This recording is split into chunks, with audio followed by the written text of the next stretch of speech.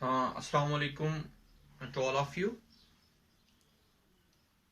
हाँ तो सीधे हम टॉपिक की ओर चले जाते हैं कि last time we are discussing very important topic from the unit water resources, that's the rainwater harvesting system, and it's with one of the important ये जो टॉपिक है बहुत ही इम्पोर्टेंट टॉपिक है। और पिछले एक दो लेक्चर मैंने आपके ऊपर दिए, इसके ऊपर दिए कि रेन वाटर हार्वेस्टिंग सिस्टम होता क्या है।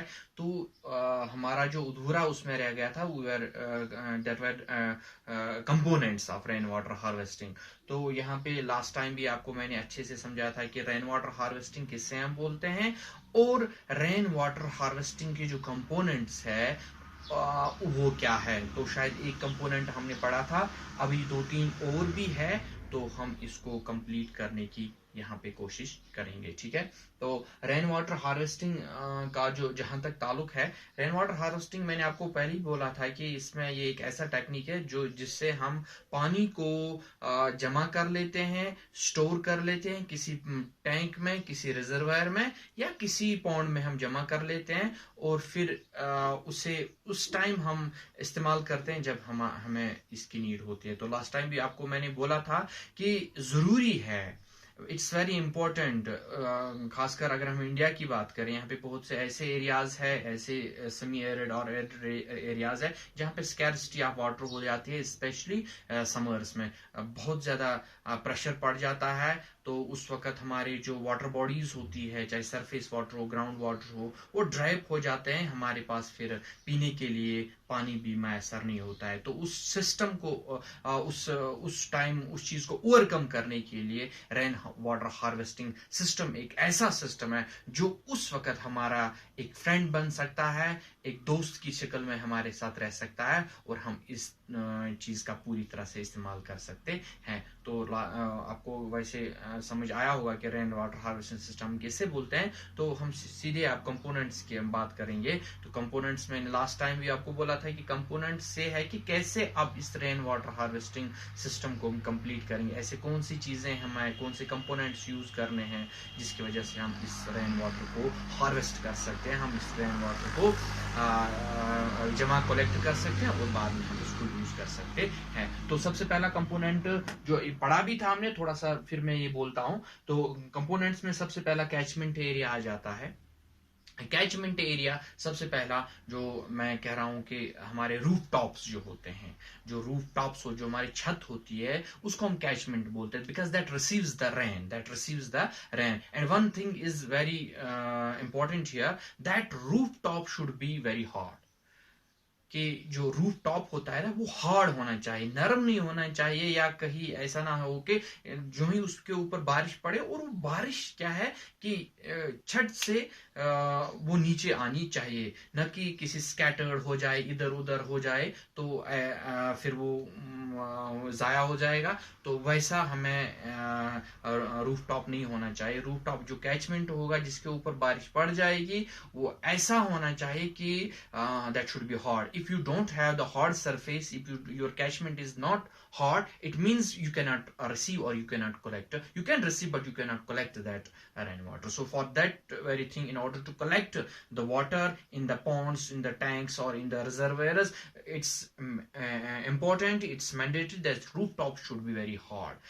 तो रूफ टॉप्स काफी हार्ड होने चाहिए, और ताकि हम इसको फिर जमा कर सकें। तो सबसे पहला यही था कि catchment it receives the rain, हाँ ये रिसीव करता है, और विदाउट रूफ टॉप्स हम इसको रिसीव नहीं कर सकते। और साथ में ये भी मैंने कहा कि ये जरूरी बात यहाँ पे है कि ये हार्ड होना चाहिए, अगर ये हार्ड नहीं है तो फिर हम इसको कलेक्ट नहीं कर सकते हैं। तो पहला component that's a catchment area. Catchment area जरूरी है, हमारे रूफ टॉप्स का होना जरूरी है, और जो रेनफॉल रिसीव कर लेगा। ठीक है, and number second is the course match.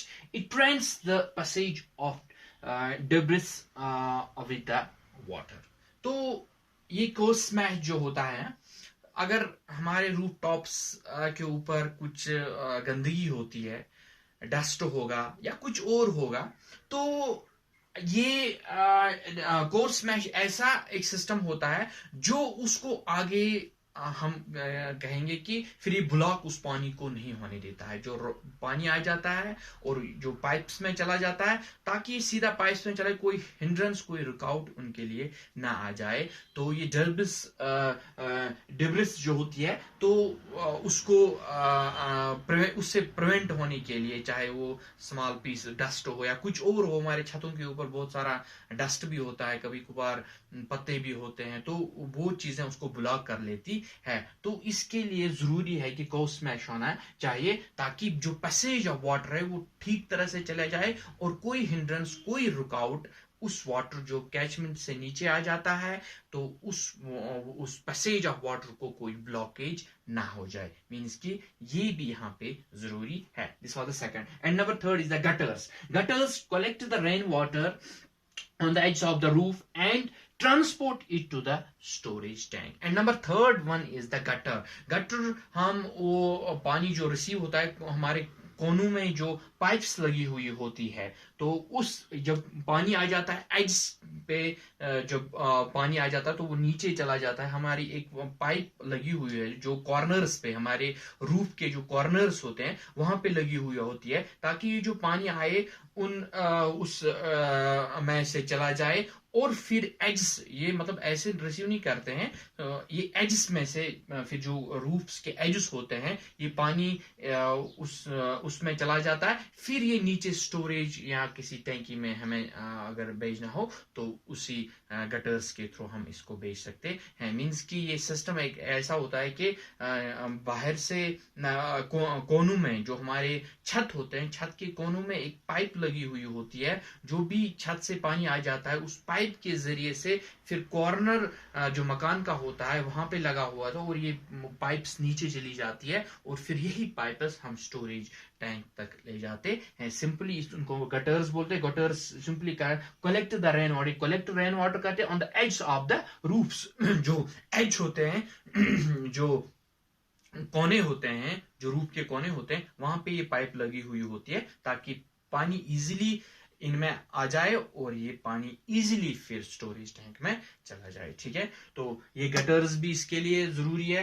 And number third is conduits, carry rain water from the catchment to the harvesting system. तो कंड्यूट्स भी होने चाहिए, ताकि ये रेन वाटर को रिसीव कर लेता है, फिर हम उस रेन वाटर हार्वेस्टिंग सिस्टम तक ये ले जाते हैं। ये भी एक पाइप सिस्टम होता है, ये भी एक किनाल जैसी होती है, छोटी सी किनाल होती है कंड्यूट्स, जो इस जो कैचमेंट से पानी रिसीव कर लेता है और फिर उस स्टोरेज टैंक की तरफ ले जाते हैं। मींस कि पहले कैचमेंट्स होने चाहिए, उसके बाद कोर्स स्मैश होने चाहिए, ताकि पैसेज ऑफ वाटर जो वो ब्लॉक ना हो जाए। फिर ये पानी इन कोनों की तरफ चला जाता है, जो रूफ टॉप्स होते हैं वहां पे पाइप लगी हुई होती है, गटर्स जिनको हम बोलते हैं, वो पानी नीचे आ जाता है, और नीचे फिर हम कह सकते हैं कि जो कंड्यूट्स होते हैं, जो छोटे छोटे किनाल्स हम बना सकते हैं, या हम पाइप ही बिछा सकते हैं अंडर ग्राउंड या अबो द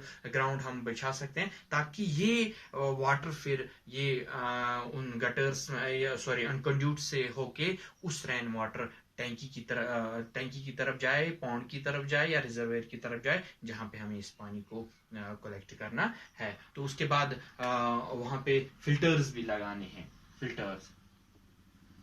फिल्टर्स का काम क्या है कि ये लास्ट है इसमें, तो टैंकी में हमें फिल्टर भी लगाना है, ताकि अगर कुछ गंदगी बारिश के साथ आ जाती है या कोई सिल्ट या कुछ भी आ जाता है, तो ताकि ये पानी इस फिल्टर्स की वजह से फिल्टर हो जाए और फिर ये पानी साफ बन जाए, और ये पानी फिर हम पीने के लिए भी इस्तेमाल कर सकते हैं। अगर इसमें फिल्टर्स भी लगे हुए होंगे तो फिल्टर्स की वजह से हम इसको क्या कर सकते हैं कि पानी को फिल्टर कर सकते हैं और उस स्टोरेज टैंक में हम जमा कर सकते हैं, और फिल्टर होके जब पानी उसमें होगा तो फिर हम इजीली हम उसको इस्तेमाल कर सकते हैं। So this were some of the steps जो हम कहेंगे components of rain water harvesting system. तो रेन वाटर हार्वेस्टिंग होपफुली कि आपको सबों को समझ आएगा होगा कि रेन वाटर हार्वेस्टिंग सिस्टम हम किससे बोलते हैं और इसकी कंपोनेंट्स क्या है, कैसे इस पानी को कलेक्ट किया जाता है और फिर कैसे हम इसको यूज करते हैं। तो आज के लिए इतना, इंशाल्लाह नेक्स्ट में हम नया कोई टॉपिक उठाएंगे। तब तक के लिए अल्लाह हाफिज।